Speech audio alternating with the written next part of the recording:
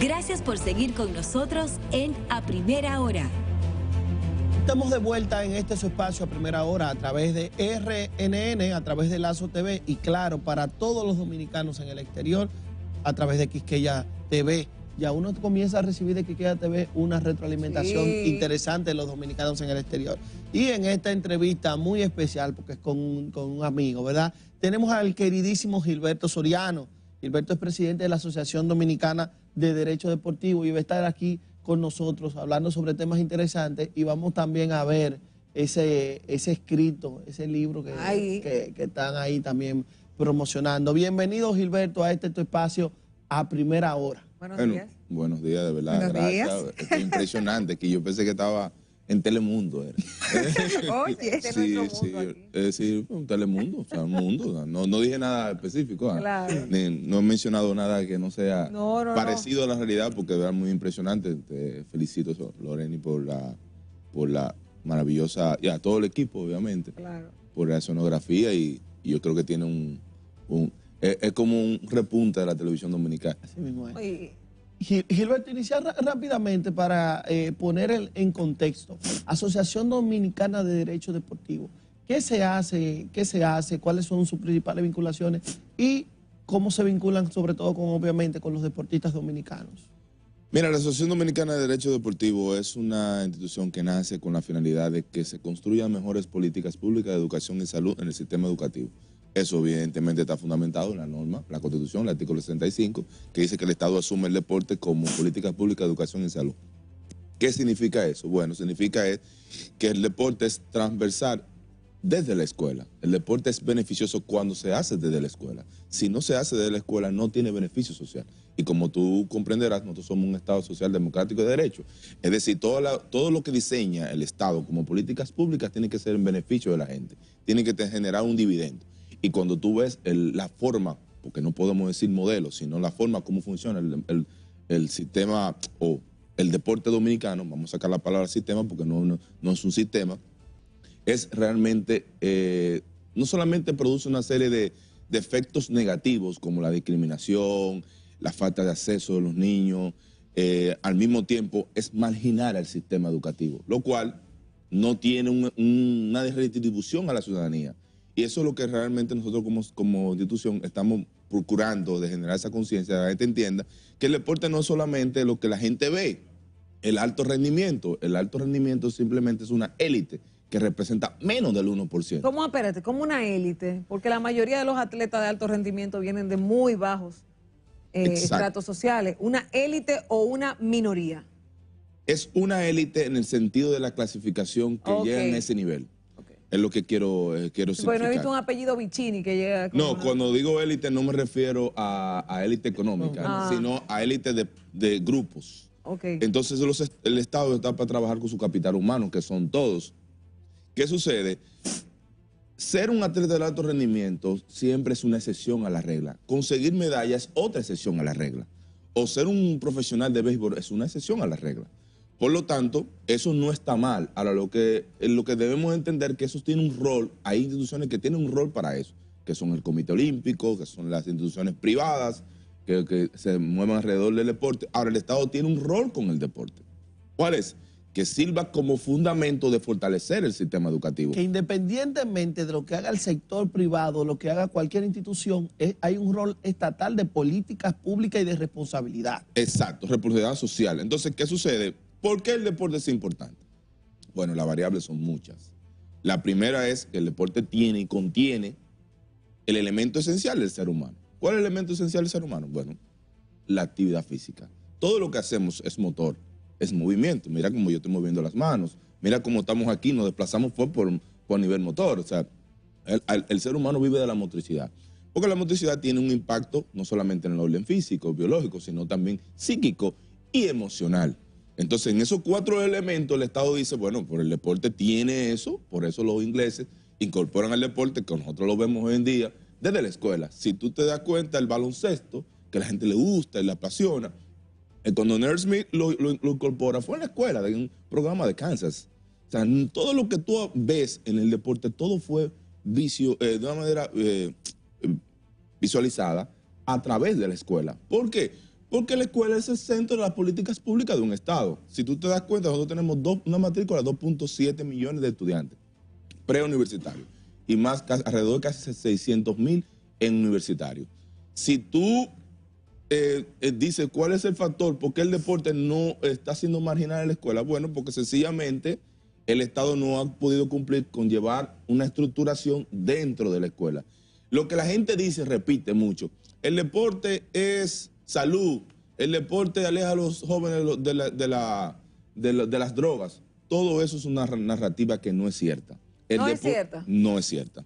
Y te los voy a explicar por qué. Sí, claro, explícanos. ¿Por qué no es cierta? Porque el deporte te aleja de los vicios, te aleja de las cosas realmente negativas, ayuda y tiene un impacto social siempre y cuando salga de la escuela. Pero no de la escuela de manera... yo se la recreo a jugar basquetbol.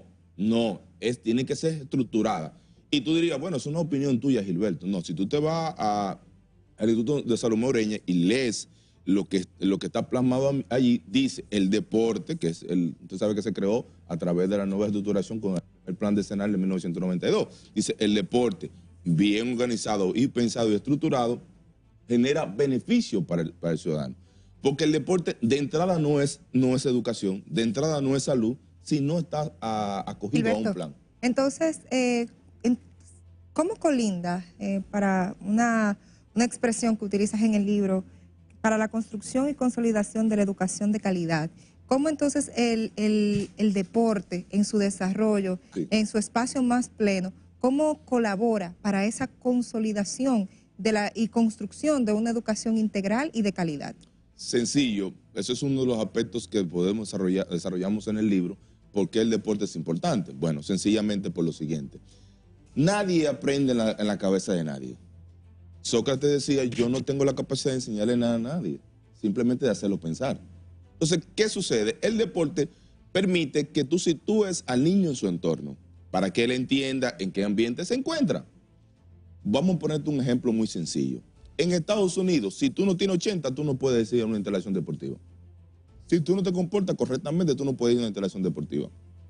¿Qué significa eso? Es que es como si estuviéramos en la casa. Tú a tu niño o lo que tienes, si tú no haces eso, yo no te doy esto. Porque la vida funciona así. O sea, eso es una especie de intercambio. O sea, el deporte, como yo sé que te gusta, porque yo sé que tu naturaleza, esa inclinación hacia el juego, esa es la diversión y la recreación propia del ser humano, yo como Estado te doy algo, pero te lo doy a cambio de. Porque sé como Estado que el fundamento no es el deporte, el fundamento es la educación. Nadie puede ponerse a apostar a algo que pero las probabilidades son mínimas. Tú tienes que, para tú llegar a ser un profesional en Estados Unidos, en cualquier parte del mundo, tú estás hablando que es más fácil llegar a conseguir un premio de la loto. Entonces, tú no puedes vivir la vida con la improbabilidad de algo, tú vives con la vida con la probabilidad. Y la alta probabilidad es que tú te eduques, porque eso es lo importante, porque al final el deporte es un ciclo muy corto. Entonces, el Estado utiliza el deporte como un mecanismo, como te digo, de impulsar al niño, al adolescente, al joven, y de una manera que induce también. Es la motivación. El ser humano necesita sentirse motivado, inspirado, soñar. Y eso es lo que hace el deporte. Te pone a soñar, pero llega un momento en tu vida que tú te das cuenta, bueno, pero yo no doy para esto. Pero tú te educaste. Ese proceso de madurez. ¿Alguien se sintió identificado aquí? No, mira, yo precisamente por eso, yo fui un gran participador de las actividades deportivas en la escuela. Yo, de verdad, en el baloncesto yo era un excelente calentador de banca, porque nunca me entraban a jugar.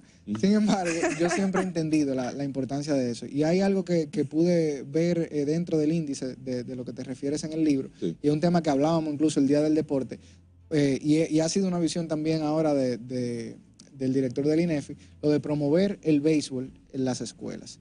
Yo siempre me preguntaba, nosotros tenemos cancha de baloncesto en casi todos los colegios y todas las escuelas. Y hemos dado en la historia probablemente 5 o 6 jugadores de baloncesto de NBA, pero hemos dado 400 grandes ligas. Y el béisbol es el deporte, por así decirlo, el deporte nacional, el deporte rey de la República Dominicana. ¿Por qué no invertir o por qué no llevar el béisbol a las aulas? Y no solamente eso, ¿por qué no hacer universal el acceso a las ligas de béisbol? Porque a veces uno va, un niño de escasos recursos va a una liga de béisbol y le dicen tiene que traer 500 pesos para pagarlo mensual, o tú tienes que comprar tu guante. ¿Por qué no hacer más accesible ese deporte para la ciudadanía y para la población en sentido Se la general. pichaste por donde él quería.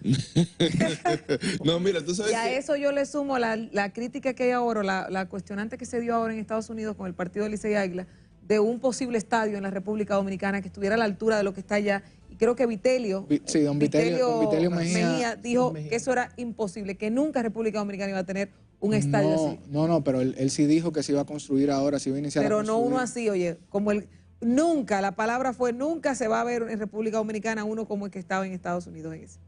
Tírela, señor. Mira, yo te voy a responder con algo que dijo mi amiga aquí sobre, decía, bueno, que los atletas dominicanos vienen de estatus sociales humildes, y yo le voy a dar una respuesta a ella para que ella o todos reflexionemos sobre eso. Aquí hay varios colegios de clase alta que tienen instalaciones de primera. De primera, es decir, canchas techadas, en un país tropical con alto nivel de temperatura, tabloncillo, muy bueno.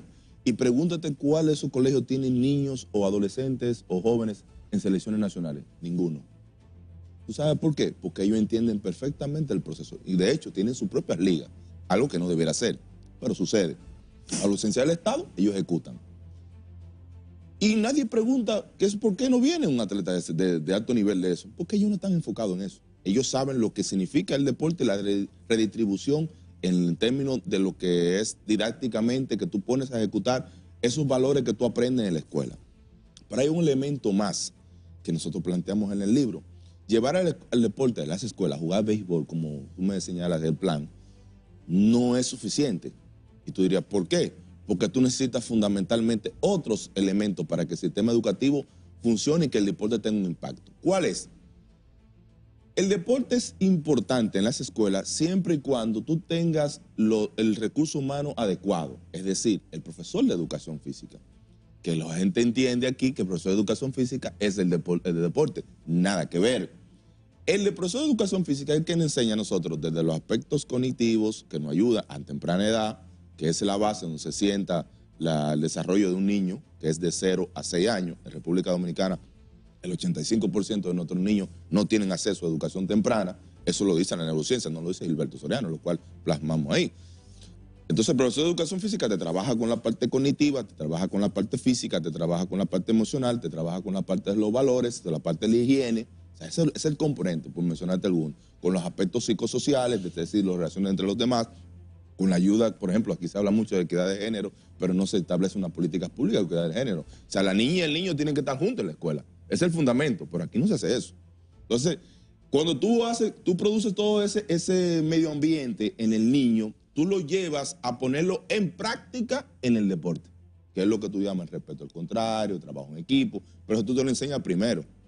Se sientan las bases en esa etapa del niño, que es donde se determina el curso hacia dónde él va a dirigirse. Entonces, en función de eso, tú pones en práctica todo eso aprendido, lo pones en el deporte. Porque el deporte no es que te enseña, el deporte te pone a ejecutar esos valores. Entonces, tú te das cuenta aquí se habla de mucho baloncesto, pero ponte mucho video que hay gente matándose en las canchas.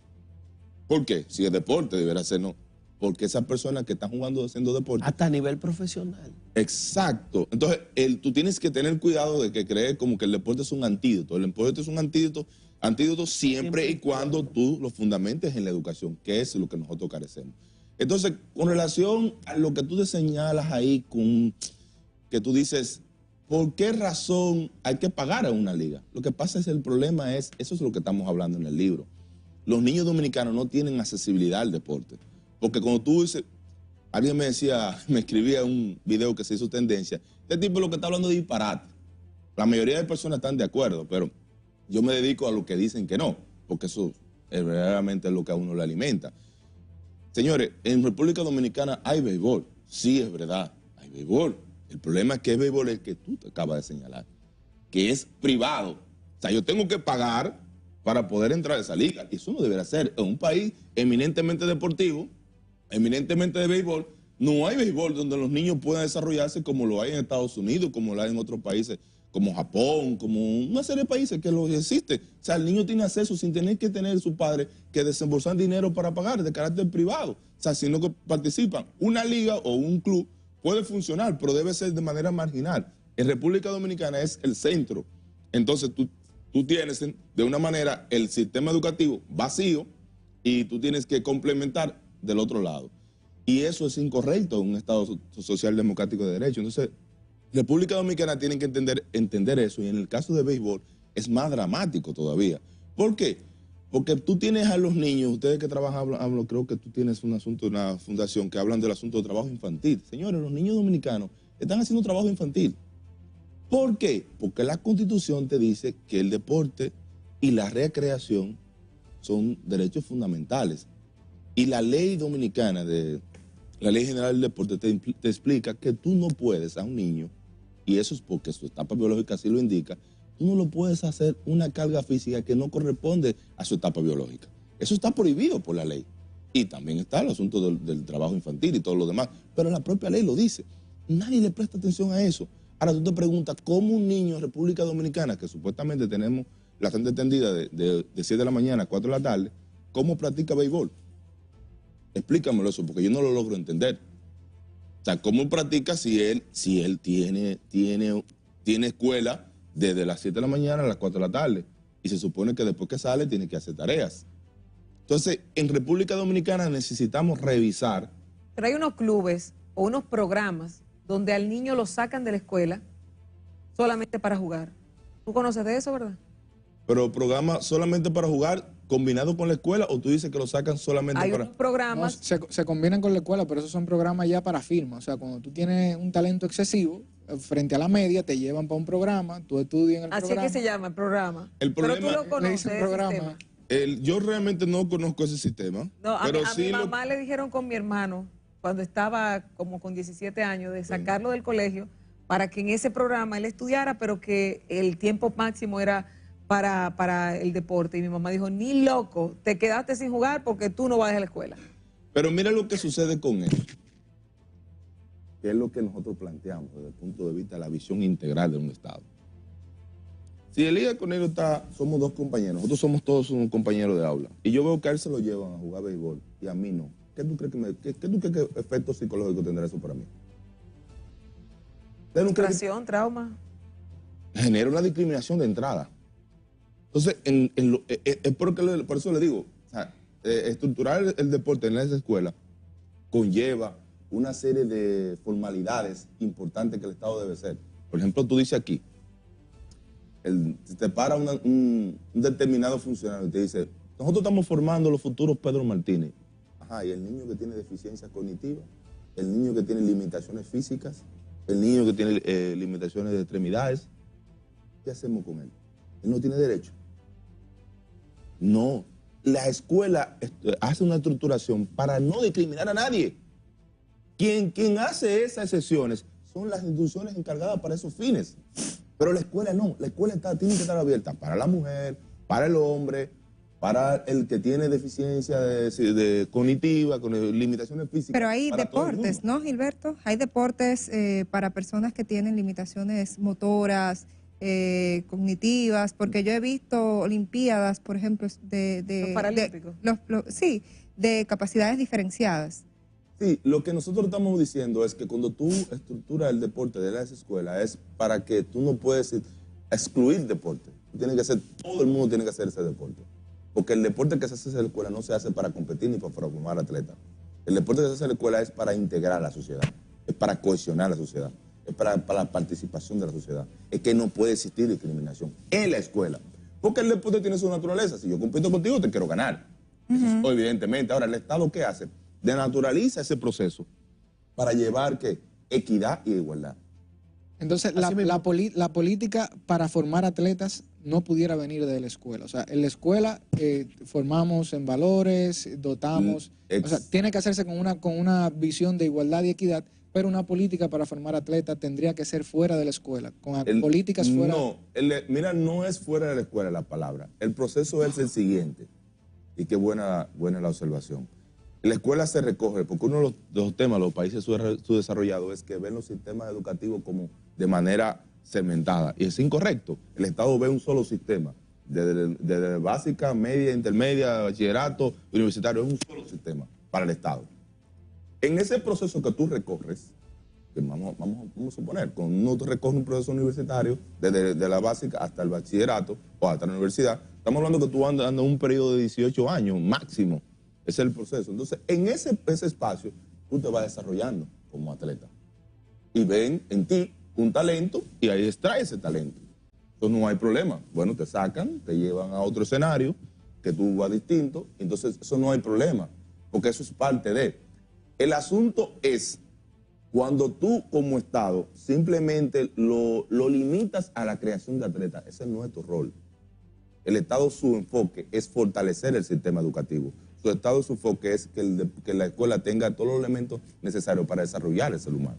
Entonces, lo que yo quiero significar con esto es que la visión del Estado se complementa a las instituciones privadas. Y algo muy importante, que como la Constitución dice que el deporte es un derecho fundamental, lo convierte entonces en ser un bien público. Y las instituciones privadas se convierten en instituciones privadas de interés público. Por lo tanto, su función tiene que ir colindante con el Estado. No como sucede hoy en día, que es al revés. Ellas son las que le imponen al Estado.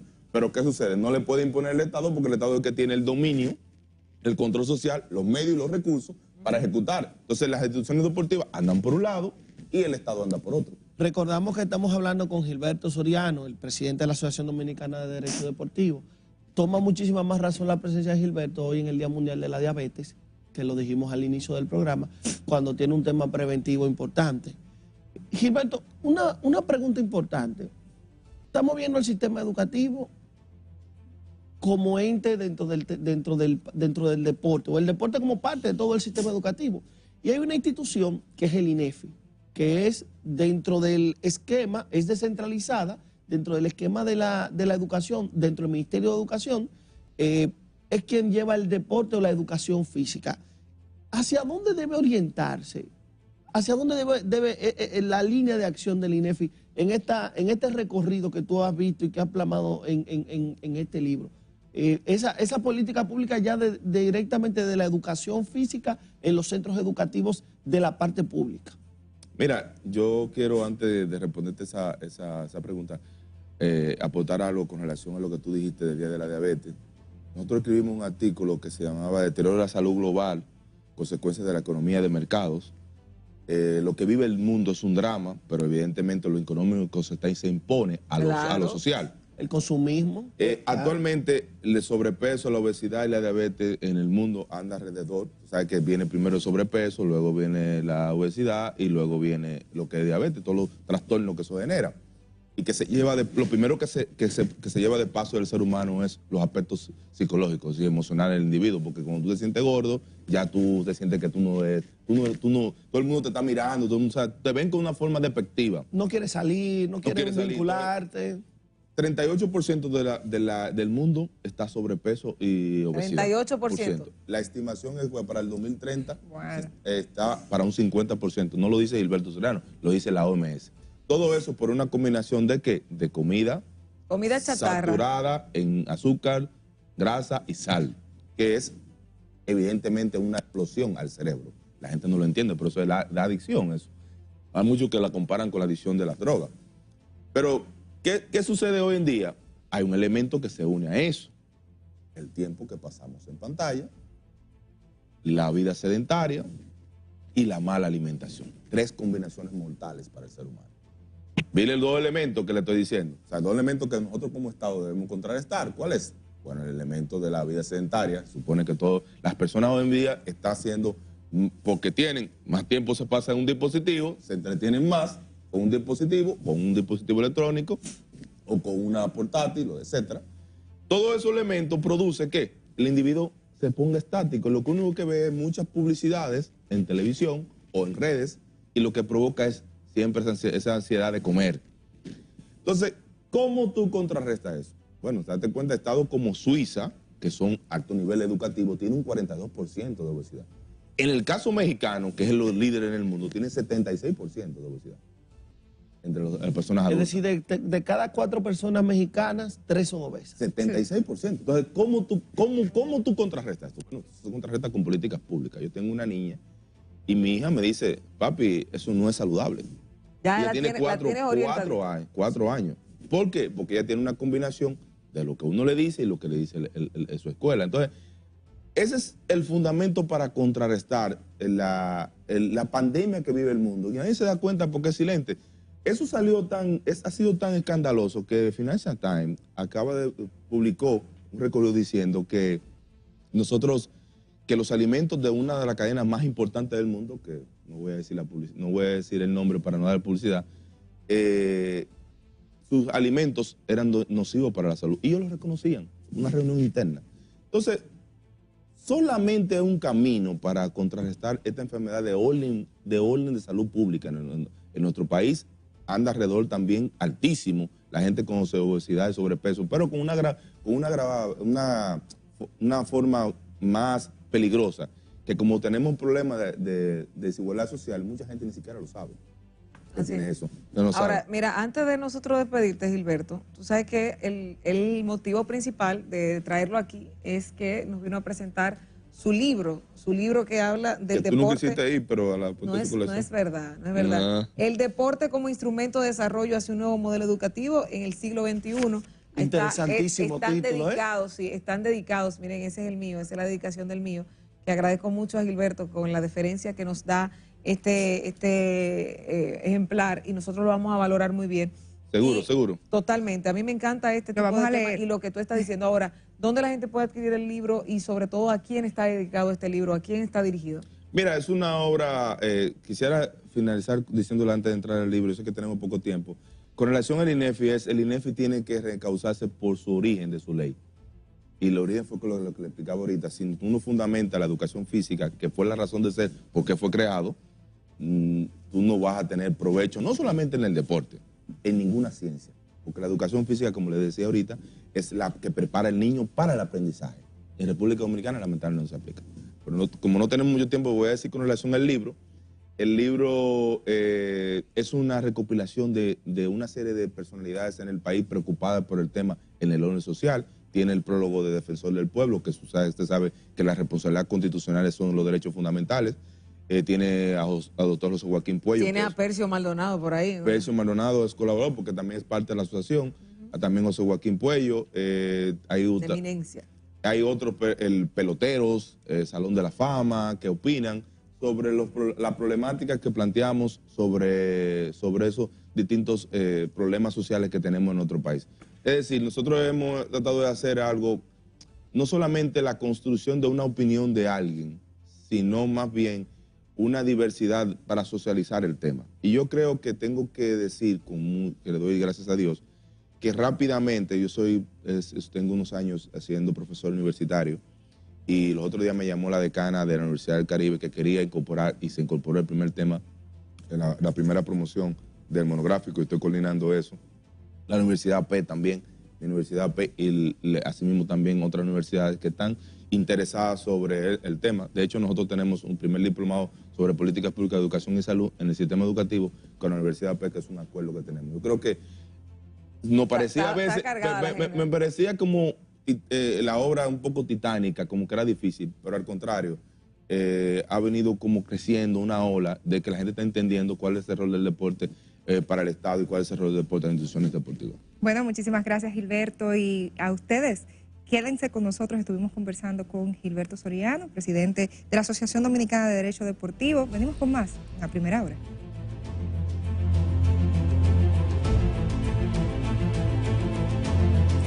Gracias por seguir con nosotros.